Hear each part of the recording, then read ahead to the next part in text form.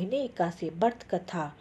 एक बार युधिष्ठिर ने भगवान श्री कृष्ण से मोहिनी एकादशी के महत्व के बारे में जानने की इच्छा प्रकट की, तो उन्होंने एक पौराणिक कथा के माध्यम से मोहिनी एकादशी के महत्व की व्याख्या की। मोहिनी एकादशी व्रत की कथा के अनुसार सरस्वती नदी के तट पर भद्रावती नाम की एक नगरी में धूतिमान नामक चंद्रवंशी राजा राज करता था। वह धन धान्य से संपन्न व पुण्यवान धनपाल नामक वैश्य भी उसी नगरी में रहता था। वह अत्यंत धर्मात्मा और विष्णु भक्त था।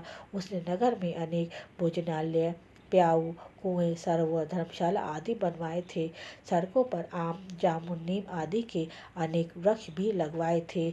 उसके 5 पुत्र थे, सुमना, सद्बुद्धि, मेधावी, सुकीर्ति व दृष्टबुद्धि। इनमें से 5वां पुत्र दृष्टबुद्धि महापापी था। वह पितर आदि को नहीं मानता था।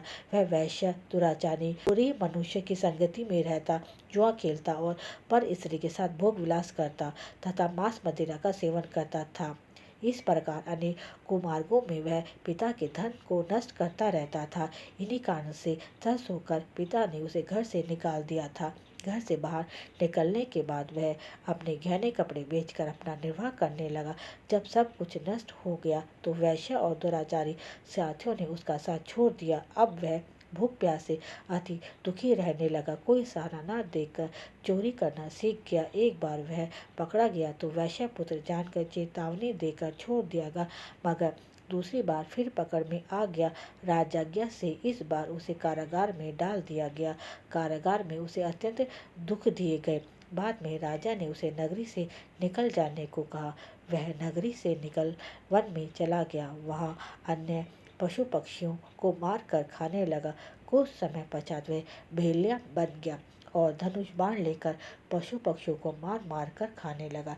एक दिन भूख प्यास से व्यथित होकर वह खाने की तलाश में घूमता हुआ कौंडिन्य ऋषि के आश्रम में जा पहुंचा। उस समय बैसाख मास था और ऋषि गंगा स्नान करके आ रहे थे। भीगे वस्त्रों के छींटे उस पर पड़ने से उसे कुछ सुबुद्धि प्राप्त हुई। तब मुनि से हाथ जोड़ के कहने लगा कि हे मुनि, मैंने जीवन में बहुत पाप किए हैं। आप इन पापों से छूटने का कोई साधारण बिना धन का उपाय बताएं। उसके दीन वचन सुनकर मुनि ने प्रसन्न होकर कहा कि तुम बैसाख शुक्ल पक्ष की मोहिनी एकादशी का व्रत करो, इससे समस्त पाप नष्ट हो जाएंगे। मुनि के वचन सुनकर वह अत्यंत प्रसन्न हुआ और उनके द्वारा बताई गई विधि के अनुसार व्रत किया। इससे उसके सब पाप नष्ट हो गए और अंत में वह गरुड़ पर बैठकर विष्णुलोक को गया। इस व्रत से मोह आदि सब नष्ट हो जाते हैं। संसार में इस व्रत से श्रेष्ठ कोई व्रत नहीं है।